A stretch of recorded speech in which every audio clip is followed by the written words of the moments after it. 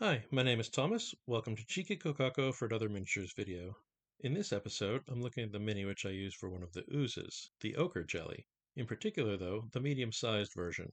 The stats for the ochre jelly can be found in the monster manual on page 243. The miniature that I chose for my medium-sized ochre jelly is from Otherworld Miniatures, from the pack Ochre Jellies Small 2, number DM7E. A note here is that Otherworld Miniatures, a company which I've purchased miniatures from for years, has very recently closed shop due to the retirement of its owner. So recently that their miniatures are still available at retailers, so I'll highlight some of their miniatures in the coming weeks so that people may get them while they're still available if interested. Supposedly the molds are going to be sold to another company, but there's no word on who that is yet, so for now it's all up in the air, and the miniatures remaining for sale in shops or online are the only guaranteed ones out there. Okay, so let's talk about ochre jellies in this miniature.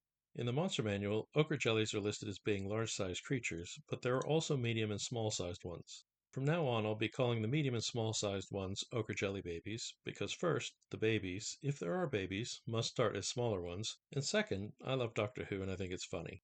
However, the monster manual also states that when hit by either lightning or slashing damage, an ochre jelly that is size medium or large with at least 10 hit points will split into two ochre jellies that are a size smaller and with half the hit points.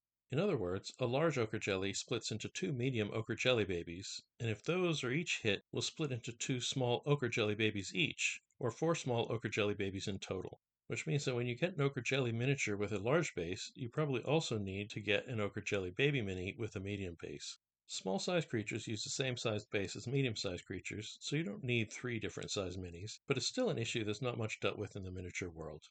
A note here that this is not the only ooze like this. Black puddings have the exact same issue. As usual, for scale, Ichimic 25mm in the Stork is 1 inch tall from the bottom of its base, while the Summer Eladrin Mini will give an idea of the scale of the Ochre Jelly Baby next to an average human-sized mini.